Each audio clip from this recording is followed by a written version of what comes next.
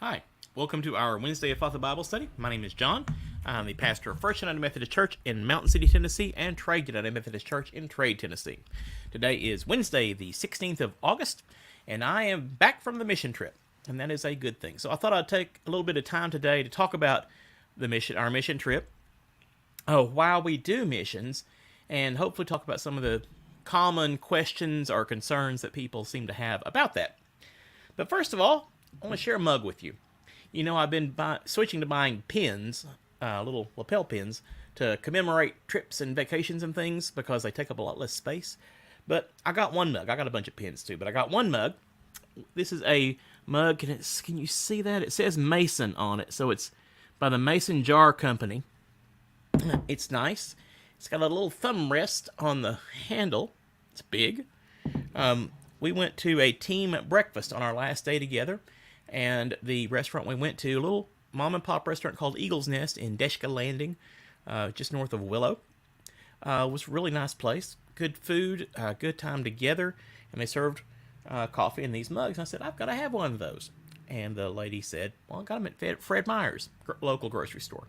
So I went down to Fred Meyer's in Wasilla, Alaska, and got a couple.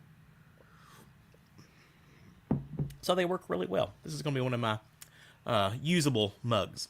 Okay, so we were on a mission trip. I flew up with the team at the end of July. We were a week on site, and then Gail had driven up, so taking all sorts of supplies. Her little gray cargo trailer was stuffed to the gills, so she took team supplies. She took a lot of school supplies for the kids of the Willow, Alaska community, and some other things like that. Her little trailer was stuffed. So she drove that up, and so I rode back with her so we could be together and she could have some company on the way back, and we saw a lot of cool things. So I was gone a longer than some of the other team members, but that's fine too. So we've been on the road ever since. So we just got back. We got back last Friday about midnight, just in time to go to church on Sunday. So, what's the deal? Well, we went to Willow, Alaska, which is about an hour and a half north of Anchorage. It's what I think of. It's kind of the end of the developed part of Alaska. I mean, the Anchorage metro area is pretty well developed by Alaska standards. Wasilla, Alaska is the kind of, there's Anchorage, and then there's Wasilla going north on the Parks Highway, and then Willow. So Anchorage, Wasilla, Willow, and then there's nothing for 300 or 400 miles until you get to Fairbanks. Well, there's a little bit of stuff, but there's small towns and whatnots, but those are the major metropolitan areas. And so Willow serves as a community hub for a large area. It's the last mainline church until you get to Fairbanks. I mean, there are quite a few little house churches and small independent churches, but as far as mainline churches with infrastructure and ways to support, it's the last one. And so they do a lot of good work for the community. And one of the things they do is provide firewood for families who are in need. In Alaska, it gets cold, and families need to heat, and a lot of families heat with firewood. Alaska is still pretty well wooded, so many families have trees on their land that they can cut down and heat with. And due to lots of circumstances, sometimes folks just can't aren't physically able to produce the amount of wood that they need to keep from freezing to death. And so one of the things that Willow UMC does is provide wood. And so that's where we come in. Bob's in the house. Yeah, click. Hey, Bob, I'm glad you're with us, and it is good to be back. It's good to go away. I'm just telling the folks that it's good to go away, but it's also really good to come back home, too. Really good to sleep in my own bed and have my own shower and things like that. So it's always good to come back. That's one of the things about going, not just on mission trips, but going away, helps you appreciate what you have, or at least that's what I think one of the benefits should be. It helps you appreciate what you've got. So I was so glad to get back home to my nice comfy house with my nice comfy bed and have all sorts of elbow room and have all my stuff back around. So that was nice. So it's good to be back. We had 8 people on our team, which is a fairly small team, but it worked out really well. This was a challenging year for this particular mission trip, in that airfare and rental cars had jumped. Well, I looked up the rental car this year for a week was just almost exactly triple what it was in 2019 when we were up there last. Triple. It was $1,300 for the week. And so, yeah, that was a challenge. Thanks be to God. We worked it out with folks with Gail, and then another group went up and they got their own car, and another couple took their RV and they had their own car. So we were able to manage, and that was a good thing. But the cost really did cause quite a few folks who were initially interested to being able to go, and that is no slight on them. It was an arm and a leg, so we're going to have to take that into consideration, or look at that next time. So we went to Willow, Alaska to chop wood, and we did just that. Our task was to fill up 2 wood sheds, big wood sheds, and we got that done. We started on Monday. We finished filling the wood sheds on about midday on Wednesday, and they had plenty more wood on site, so we kept on cutting, and we filled up we filled up a big trailer. I think they said it would hold, stacked tight, it would hold 3 cords of wood. So we filled that up and took it and delivered it. So we loaded it and then unloaded it, and we did that 4 times. So we were able to fill the 2 wood sheds and make 4 deliveries in the area to folks who not only needed the wood but weren't able to come get it. So I think we did a lot of good. It was hard work.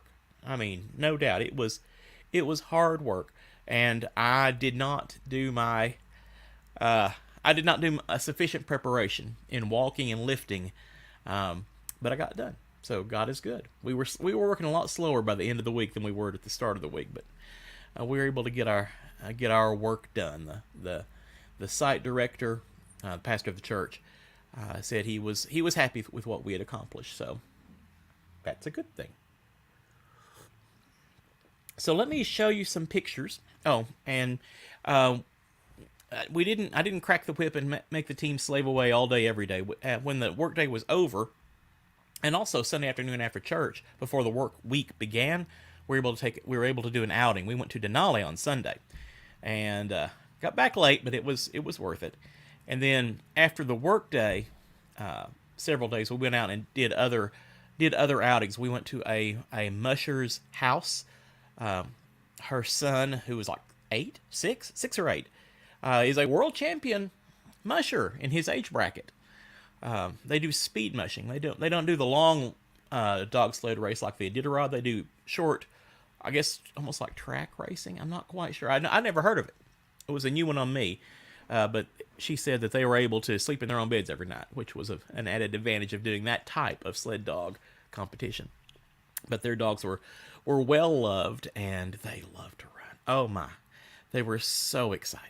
But anyway, that was really cool, and we got to see some neat things. Let me show you some pictures, if I can get that to work. That's why I'm late getting started. I was putting together a PowerPoint, and I went to upload it in about 4 minutes still, and StreamYard says, "Whoops, it's too big." So, let's see if I can do this. Share screen. Beep. Now, why, oh why? There we go. All right, this is a PowerPoint I just put together. Okay. All right, that is our work site. Let's see if I can get this to go right. Okay, good. All right, that is our work site. That's what we did pretty much all week. We got some people running chainsaws, and thanks be to God, we have a log splitter there on the right. And there you see us loading the trailer. The wood sheds are behind the Gail, who was taking the picture, so they were already filled up. But all these logs that you see were donated. The pastor, Joseph, is in the blue shirt there in the foreground, and he put out a call to a neighbor to the neighborhood, and one of the local business owners said, "Well, hey, we've been clearing some land. let me bring you some wood.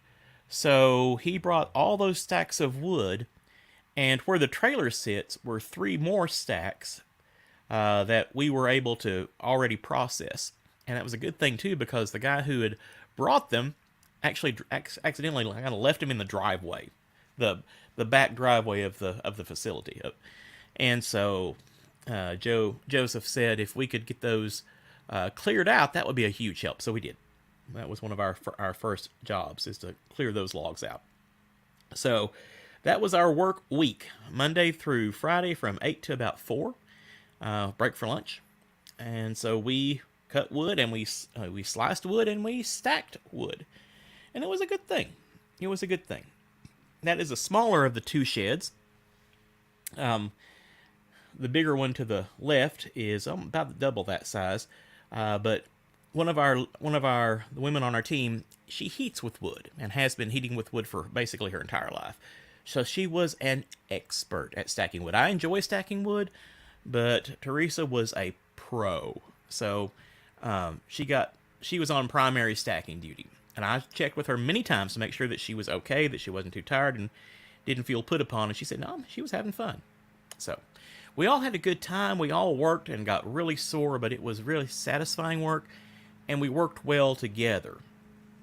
And that's the picture of the bigger wood shed, double doors. And you can see it's full just about to the brim. It's full to where the site director said, okay, that's enough. He wanted to be able to get into it and easily get wood out. They had a team a few years ago who filled it completely full, and they actually had a hard time unloading it.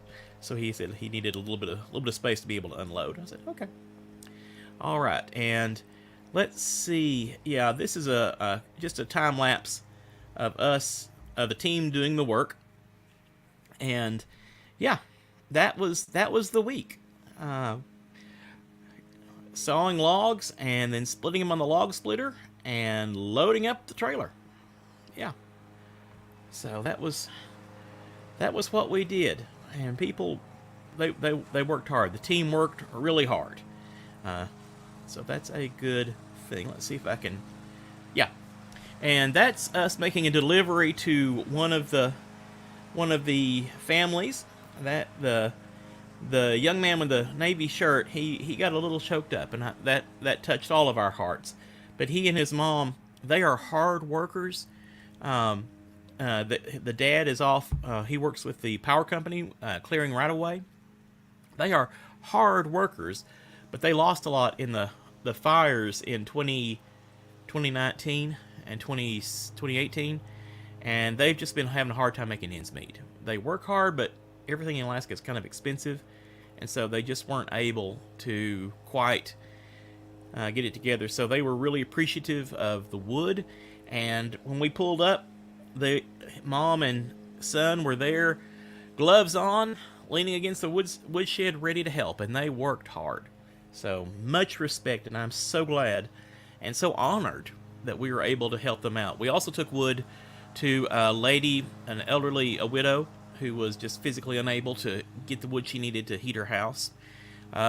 Took wood to a young woman who is disabled, but from a bad car accident that claimed the life of her brother, and so she's dealing with all sorts of things. So it did my heart good to be able to help her out.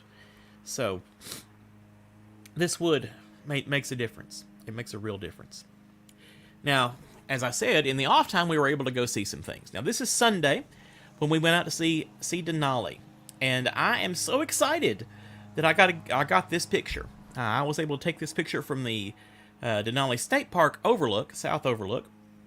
The peak of Denali is 40 miles away still, and in the 5 trips to Alaska I've made, this is the first time I've been able to see Denali from this close. It's always been covered in clouds. It's so big, it generates its own weather. We were on our way to the park, and from the time that we left this overlook and drove to the park, clouds had closed back in. You wouldn't believe it to look at it now, but they sure did.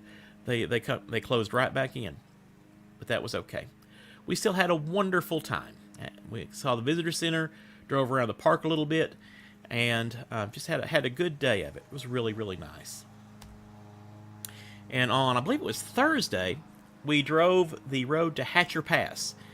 You're looking down the valley. Don't remember the name of the river, but Willow, Alaska, where we were working, is at the mouth of that valley. And so we picked up that gravel road and rode 20, 30 miles up this gravel road up to Hatcher Pass. And then you can cross the pass and go on down into Wasilla and Palmer. You can go into Palmer and then turn around and go back to Wasilla, and we did a giant loop, which was cool. But that's a gravel road, and it's a well-maintained gravel road. Alaska does gravel well. They keep an eye on it. They keep it graded. But that road had just opened. This was very tail end of July, like the 29th, 28th. Anyway, something like that. The road had only opened the 1st of July because of still having snow at the higher elevations. Behind where I'm standing is our higher mountains, and they had quite a bit of snow. So we weren't quite at the pass, but this view was just too breathtaking not to share. It looks so unreal, so beautiful it looks unreal. And so that's one of the things that is so neat about Alaska. And the team took the opportunity to put their feet in a glacial-fed river. That water was cold. I mean, it had gotten fairly warm while we were working. That day it wasn't too bad, but it hit 80-ish, which for Alaska is hot. And by that time we were up a little bit higher, so it was temperate where we were. The water was frigid, but by the time we got to the pass where the snow was, it was cold. So we didn't linger at the pass. We kind of moved on. A lot of fun. Let's see. Okay, good. All right. So we worked hard, and oops. Let's see. Hold on. Am I back? Yes, I think I'm back. Okay. Yikes. Okay. Oh, the slides aren't changing. Oh. Hey, Richard. I'm online. I'm sorry. The slides didn't change. That's no good. I'm still online, but yeah. Hello, fellow woodchopper person. I didn't see that. Yes. Hello. Yes, obviously Gail was on the trip, and she did a lot of work, a lot of good work, a lot of good stuff. Well, toot. I worked so hard on the slides too. Yeah. I'm sorry. Well, it was absolutely beautiful. Absolutely beautiful. So the question is, why do we go do missions? There's a need. We go to meet a need, and I had some folks like, well, if there are poor people in Alaska, yeah, there are poor people in Alaska. There are poor people everywhere. And I had somebody say, well, why don't they just move? Well, it's not that easy. Here in the lower 48, people often get in a position where they don't have enough money to go anywhere else. They don't have the resources to pack up everything, get gas, get transportation, go and find a better position or a better place. So that kind of happens in Alaska too. Besides, that's their home. Those folks have lived there for a long time. So that's home to them. So they're just trying to do the best they can. And we're honored to be able to help out. We often get asked, well, why go so far away? Isn't there need here? Of course there's need here. When Gail was serving a church, she had a really good answer for that. Gail, I'm going to tell this story about you, or on you. She had a person ask rather grumpily, well, why weren't there people here to hear that they could help? And she said, well, you're exactly right. Well, what are you going to do about that? And he was all befuddled that she suggested that instead of grumbling about them going to help folks far away, that he should, if he had a concern about the folks at home, he should do something to help them. And I think that's a really good point. But one of the reasons we go far away to help others is that it's partially for our own benefit. It's good for us to go to a different place and see different things, experience different things. So we come back changed as well. It's good for us to be out of our comfort zones. We slept in the church fellowship hall on air mattresses. Church was wonderful. We arrived and the ladies of the church had set up little air mattress pallets all around the room. They taken up the tables and chairs and made us a lovely little living space. They had a lady who came once a week. Actually, she came a lot more than that, but it was supposed to be at least once a week, but she came like 3 times to gather up towels and bedding and take them home and wash them and bring back fresh towels for us to shower with and stuff. The host church was really, really nice. So, Willow UMC, you did good. Thank you. So, it's good. It's good to go. And Gail says it very well. We go so God can confront us outside of our comfort zone. Yes. We see ourselves more clearly, and our homes, our situations, the place that we are, we can see it a little more clearly sometimes when we step away. So it's good to go and see different things and experience different things. So we come back changed as well. I don't think any of us had an epiphany, a life-changing religious moment, but we all talked about experiencing God's grace, experiencing the love of God in a more profound way, and connecting with God and with creation in a deeper way as well, because the sights are just so incredibly amazing. That's a good thing. That's one of the reasons we go away, so that we can be open to being changed, and other folks come here to help folks in need. A few years back, we had a large mission team come into the area and do home repair, and one of my church's Trade United Methodists reached out to them and kind of befriended them and put on a dinner farm and things like that. So that was a really good partnership. They were here doing home repair, and we went elsewhere and did wood ministry. So yeah, we go off to benefit ourselves, and we go to Alaska because the need is there. That church does a lot of good for their community, and they need help providing that good. And we go because we think it's a beautiful place. Some folks think we're going to take a vacation, and it's a hard-working vacation. It's not a vacation at all. I misspoke. I'm sorry. It is a mission trip.